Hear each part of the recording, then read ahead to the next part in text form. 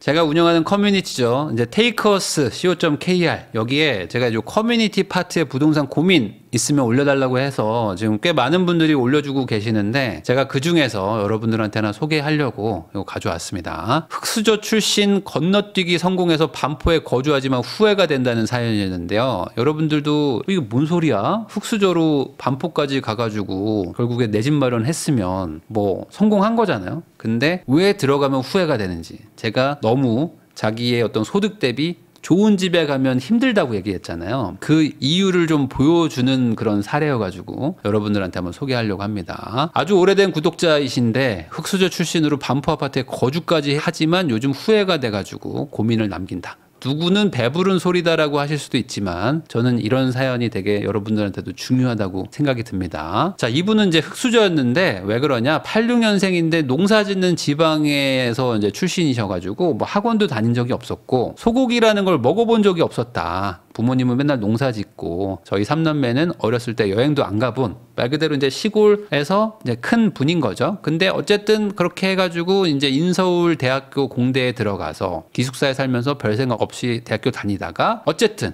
26살에 대학교 졸업하고 중소기업에 연봉 3,800에 취직하고 열심히 저축을 했다. 자, 근데 이분들은 이제 시골 출신이시니까 서울에 또 자취도 해야 되잖아요. 그래서 요 삼형제, 삼남매죠. 삼남매가 또 열심히 해가지고 또 서울에서 자취를 해가면서 다 또 월급의 80% 이상 저축하면서 살다 보니까 30살에 1억 가까이 모았다는 거예요. 그러니까 이분도 기본적으로 저축을 좀 하는 스타일인데 이 80%를 저축한다는 건요, 여러분. 이게 절대 그냥 일반인은 아니에요. 일반인은 아니에요. 왜 그러냐면 여러분들 80% 저축을 하잖아요. 이거는 그냥 평범한 사람은 못 한다는 거를 해보면 알아. 여러분 생각해 보세요. 아니 월세도 내야 되죠. 관리비도 내야 돼. 그리고 요즘에 통신비도 당연히 내야 되잖아요. 그러면 아니 옷도 사고 밥도 먹고 뭐 해야 되는데 20%로 어떻게 의식주를 다 해결하냐고. 현실적으로요. 아무리 뭐 연봉이 높더라도 80%를 저축한다는 거는 그냥 심플하게 그냥 거지처럼 사는 거예요. 저도 옛날에 80%가 뭐죠? 저는 막 90%까지도 해보고 90% 넘게도 해봤거든요. 그냥 거지야 그냥. 80%는 거지 구간이라고 보시면 되고요. 90%는 진짜 거지고 그냥 뭐 옷도 막 어디서 막 얻어서 입고 그냥 뭐 아예 아무것도 안 하고 살아야 뭐 90% 정도 저축하는 거고 80%는 거의 뭐 약간 문명인의 삶을 많이 포기해야 됩니다. 그냥 먹고 자고 일하고 뭐 이렇게만 해야 되거든요. 그래도 이분이 이렇게 30살까지 1억을 모았다는 거는 한마디로 뭐냐? 어릴 때부터 이 뭔가 소고기도 못 먹어보고 학원도 못 갔다는 어떤 뭐 일종의 결핍인 거죠. 뭐 저도 그런 게 있었는데 돈에 대한 어떤 갈망과 결핍이 있었기 때문에 이분은 이렇게 할 수 있었던 거예요. 그래서 대다수의 분들이 저축을 열심히 하세요라고 해도 저축이 잘 안 되는 이유가 내가 그렇게 결핍이 없거든요. 이렇게까지 살아야 돼? 라는 게 머릿속에 계속 막 이게 맴돌아요. 근데 이 결핍이 있거나 갈망이 있는 분들은 이렇게 살지 않으면 안 돼. 라는 생각이 머릿속에 이제 맴도는 거죠.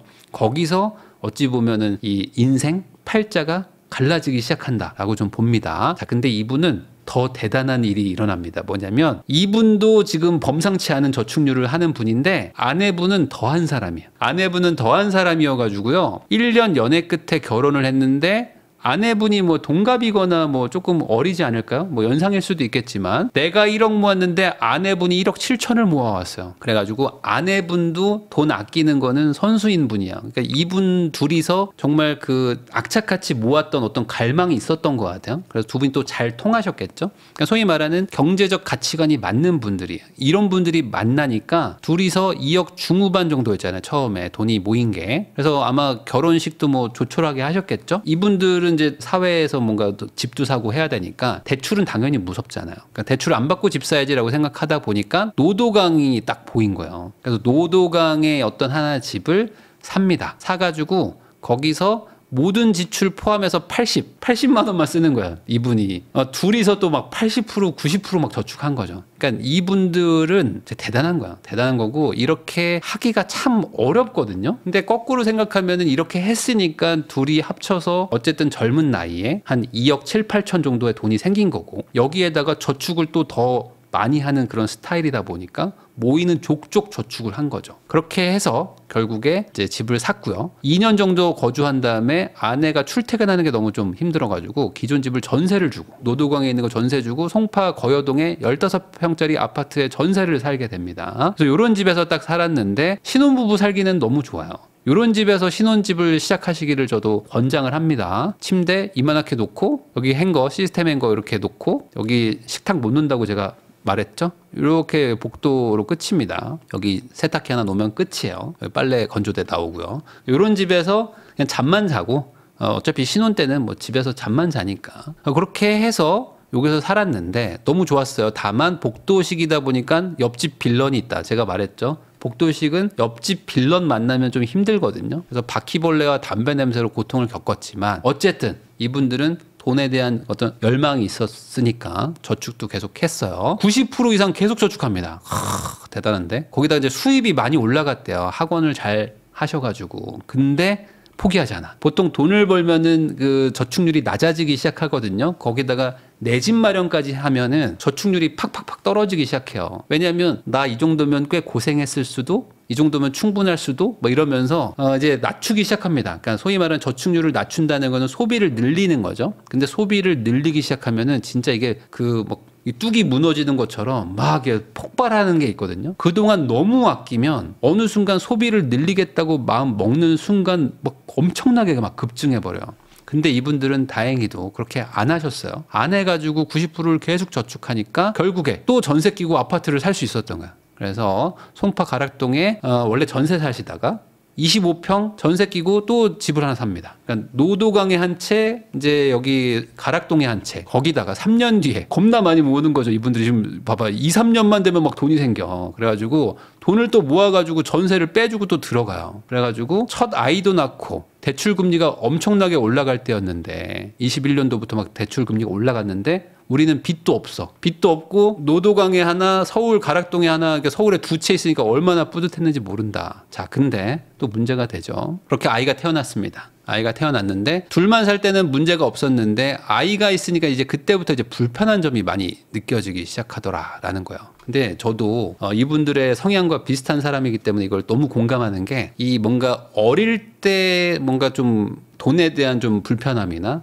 어떤 갈망 어떤 이런 것들이 있는 분들이 이런 마음이 있어요. 뭐냐면 내가 너무 고생했기 때문에 우리 애는 좀 잘 키우고 싶다는 약간 그런 마음이 같이 따라오거든요. 패키지로. 그러니까 이분들도 아마 같은 마음이었을 것 같아요. 나도 농촌에서 커서 이렇게 뭔가 좀 부모님한테 지원을 많이 못 받고 이렇게 컸는데 아내분도 뭐 마찬가지였을 가능성도 있고요. 근데 우리가 애를 낳은 거야. 애를 낳으니까 우리 애는 나처럼 그렇게 하면 안 되는데 라는 마음이 이제 들기 시작하면서 부성애와 모성애가 이제 섞이니까 이제 좋은 집을 가야 되겠다 라는 마음으로 이게 확대가 됩니다. 그러면서 더욱더 현금 확보를 이제 가열차게 시작하시는 거예요. 원래도 현금 확보 많이 하시는데 상급지로 가야 된다. 우리는 지금 송파 가락동이니까 여기서는 안 돼. 더 가야 돼. 라고 하면서 워낙 아내가 알뜰하니까 아이가 태어났는데도 85%를 저축합니다. 그래서 24년 1월에 거래가 잠깐 주춤한 타이밍에 15년식 반포의 준신축을 삽니다. 26억에 산 거예요. 그리고 기존에 저희 집들도 매도를 했다고 합니다. 저희 집은 시세보다 5천 정도 싸게 팔았지만 어쨌든 상급지가 더 올라가니까 과감한 선택으로 이렇게 한 거죠. 그래서 대출을 9억이나 받았지만 1년 만에 1억을 갚았어. 그러니까 이분들은 돈을 아예 안 쓴다라고 보시면 될 것 같아요. 그러니까 말 그대로 우리는 상급지 가야 돼. 상급지 가가지고 우리 영식이 키워야 된다니까 라는 마음으로 지금 거의 10년을 지금 미친 듯이 절약하면서 이렇게 달려온 겁니다. 거기다 운때까지 맞아서 이렇게 온 거예요. 그러니까 역설적으로 여러분들 이게 근로소득자 이런 분들이 뭐 최상급지에 막 20몇 억짜리 집을 간다는 게 얼마나 힘든 건지 역설적으로 아실 수 있겠죠. 이 정도 안 하면 이분들이 뭐 소득이 뭐 이렇게 낮은 것도 아니고요. 근데 저축을 많이 한 거죠. 그러니까 돈을 버는 게 중요한 게 아니라 남기는 게 사실은 중요한 거거든요. 자, 근데 여기서 이제 행복 시작이냐? 아니라는 거죠. 제가 말했던 게 이겁니다. 자, 고민의 시작입니다. 반포에 이사 온 지 1년 넘었어요. 근데 1년 살아보니까 너무 좋더라. 왜 그러냐? 신축 하는지 그 이유를 알게 됐습니다. 이제 준신축만 돼도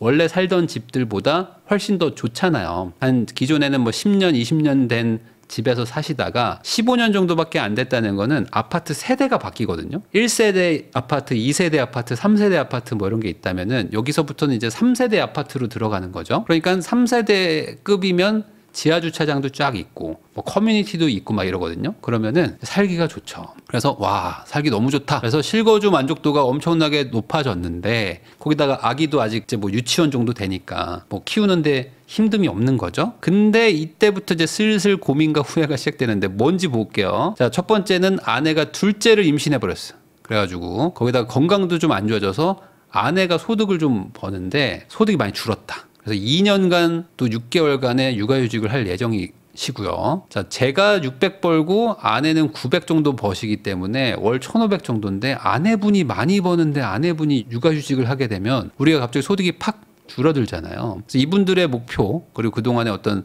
실적은 1년에 1억씩 갚자였는데 이게 지금 무너지는 상황이 지금 걱정된다는 겁니다. 거기다가 지금 한 10년 정도 아반떼를 타고 계시는데 아이가 초등학교 갈 때는 그래도 중형 SUV를 타야 되는 거 아닌가라는 생각도 좀 걱정이 있으신 거고요. 거기다가 아내분이 또 지금 힘들어서 생각보다 지금 그 일하는 거에 대한 좀 부담감도 있다고 합니다. 자, 두 번째 고민으로는 예전에 3년 전쯤에 부익남님이 영상에서 반포동은 연봉 1억도 살기 힘들다. 아닙니다. 2억도 힘들다고 그랬어요. 연봉 2억도 살기 힘들다고 했는데 그런 영상 보면서 흘려들었는데 지금 저희가 딱 그 상황입니다. 저희는 85% 이상 저축을 해왔지만 반포동에 오니까 생활비가 많이 증가하더라고요. 1년 전에는 120 미만으로 살았는데, 그러니까 지금 연봉이 거의 뭐 1억 5천, 2억 되시는데도 생활비를 120 이하로 사셨는데 지금은 200 정도 나가요. 매달 아내와 가계부 수입 지출을 기록하면서 대화를 하지만 이번 달은 많이 썼네 하면서 반성합니다. 아이가 초등학교 고학년이 되면 최대한 빚을 많이 줄여놔야지 학원도 보낼 텐데 라는 생각도 좀 듭니다. 세 번째 고민이 가장 큰 문제인데요. 뭐냐면은 저희 부부가 용의 꼬리 중에 꼬리라는 겁니다. 아이가 유치원 학부모 모임에 갔는데 같은 반에 30명이 있었는데 맞벌이 엄마가 3명이라는 거예요. 그러니까 이게 가장 문제인데 이거는 살아본 사람들은 알거든요. 무슨 소리냐면은 이상하게 잘 사는 동네들은 맞벌이를 안 해요.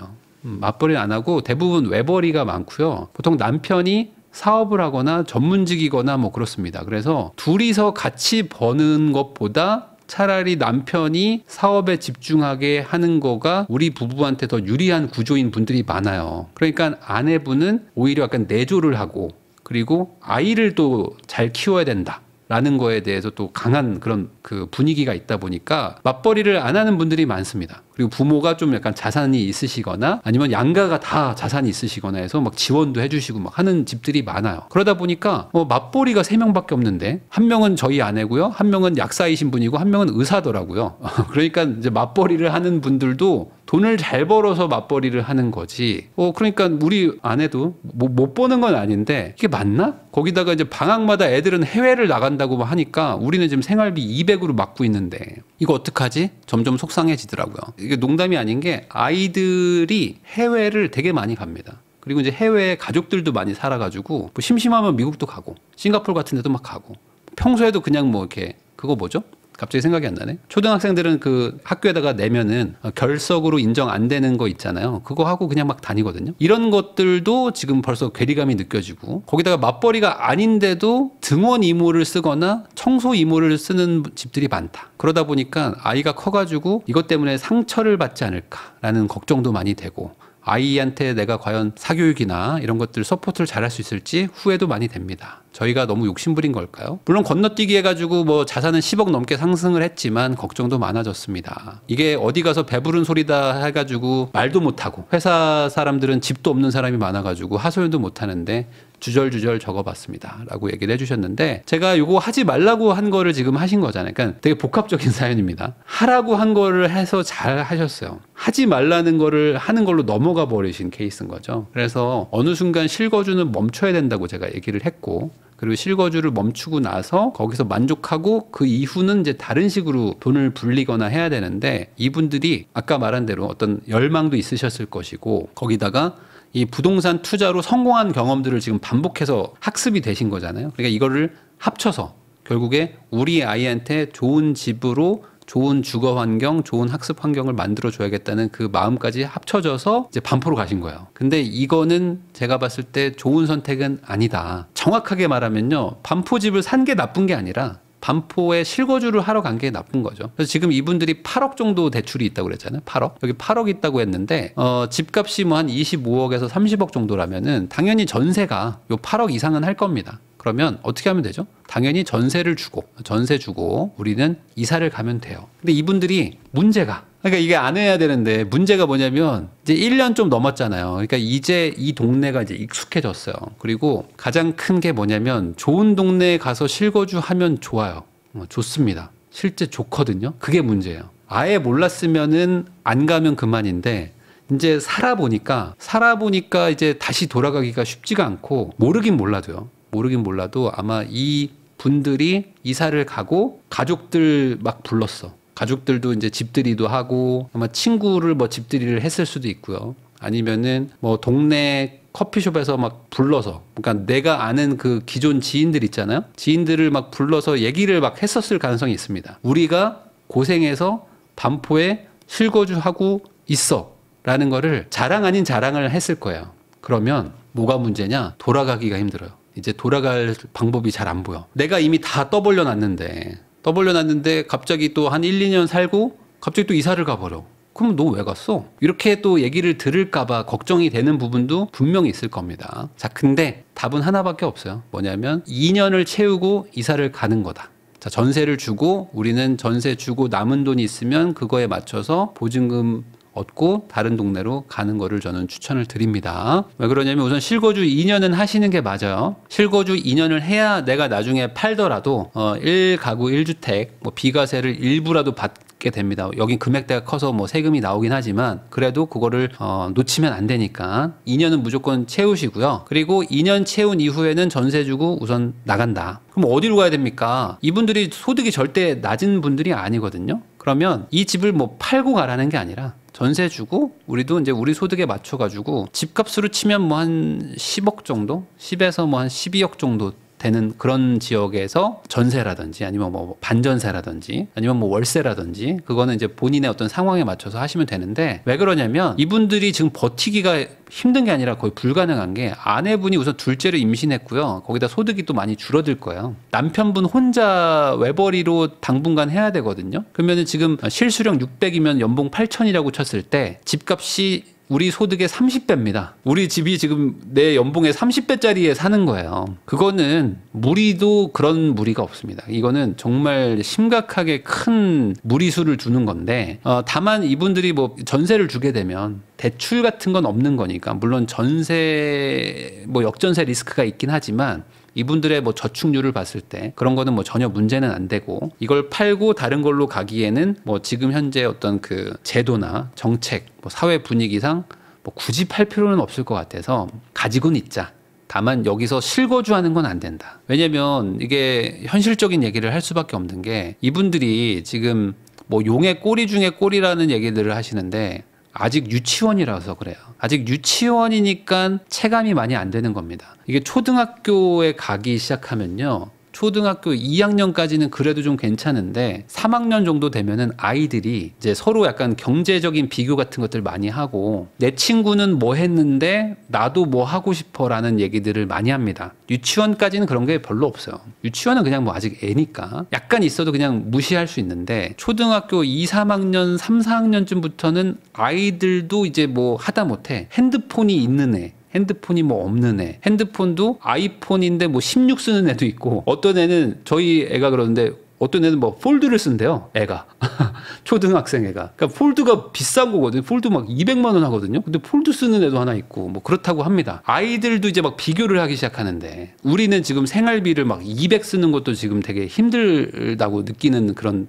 저축하는 부부잖아요. 그러면 여기서 이 반포에서 살기는 이거는 살면 안 돼요. 이건 살면 안 되는 거고 여기 살면 가장 큰 문제가 뭐냐면 애가 너무 힘들어하는 거지. 애들이 너무 힘들어. 그러니까 부모님들은 안 만나면 그만이거든요. 나도 맞벌이 하니까 어차피 아빠 엄마는 바쁘게 사시고 뭐 주말에나 이 동네 있지만 주말에도 뭐 이 동네 주민들 안 만나려고 하면 안 만날 수 있죠. 근데 이 아이들은 학교 다 가야 되고 학교에서 계속 비교당하고 거기다가 더 큰 거는 중학교 정도 갈 때 중학교 정도 가면은 이제 장난 없습니다. 그때부터는 이제 애들도 이제 막 옷도 좋은 거 사줘야 되고요. 뭐 신발도 사줘야 되고 뭐 여행도 어디 갔는지 뭐 이런 것도 중요하고요. 그 다음에 나중에 이제 고등학교 가면은 옆에 내 짝꿍은 요번에 과외 붙었는데 과외가 뭐 80만 원이네 200만 원이네 이런 것들을 얘기를 하고 있는데 우리는 그렇게 하지 못하죠. 거기다가 아내분도 지금 막 이제 몸이 너무 힘들고 그동안 너무 고생을 했기 때문에 뭐 복직을 할지 말지 고민하고 있다라고 얘기를 하시는 거 보면은 지금 여기서 실거주는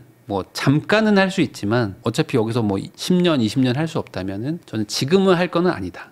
그러면 어떻게 해야 되냐? 나중에 애가 다 크고 나서 뭐 더 이상 뭐 아이들이 뭐 여기서 크게 연관될 일이 없다라거나 아니면 우리가 소득이 더 늘어나거나 아니면은 뭐 투자를 잘 하셔가지고 다른 걸로 뭐 돈을 더 많이 벌었어. 뭐 그러면은 뭐 이사를 갈 수도 있겠죠. 다시 실거주를 할 수 있지만 지금은 하면 안 된다는 겁니다. 지금 해가지고는 좋을 게 별로 없다고 좀 봐요. 자, 거기다가 보세요. 아내 말로는 순자산으로 우리나라 1% 안에 들었다고 하는데 저는 전혀 체감이 안 되고 혼란스럽습니다. 이거는 남편 말이 맞습니다. 왜냐면 아내분도 제가 보니까 돈에 대한 열망이 강렬하신 분인 것 같아요. 그래서 내가 드디어 달성했다.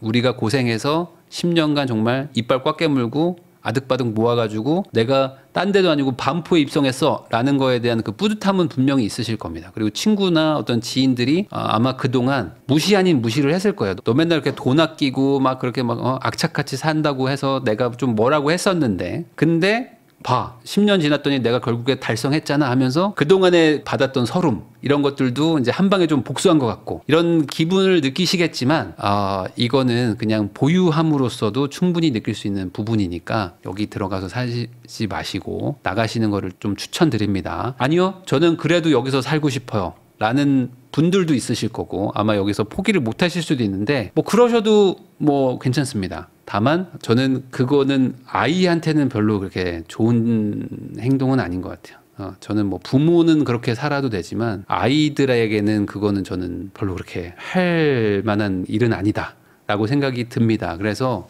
이거는 우리 부부의 좀 욕심이다 정도로 정리를 하는 게 맞을 것 같고요. 아이가 만약에 저는 전혀 상관없어요. 저는 뭐 여기서 이래도 문제 없고요. 뭐 아이들이 뭐 맨날 뭐 미국 가고 맨날 뭐 무슨 디즈니랜드 가고 막 그래도 저는 뭐 그냥 서울랜드 안 가도 괜찮아요 하는 아이가 있다면 그래도 저는 딴 데 가는 게 맞는 것 같아요. 이거는 저도 아이 아빠이자 저도 옛날에 뭐 그런 경험을 해본 사람으로서 이거는 우리 애한테 할 건 아니다 라는 생각이 저의 개인적인 의견입니다. 물론 결정은 이제 사연자분이 하시면 되겠지만요.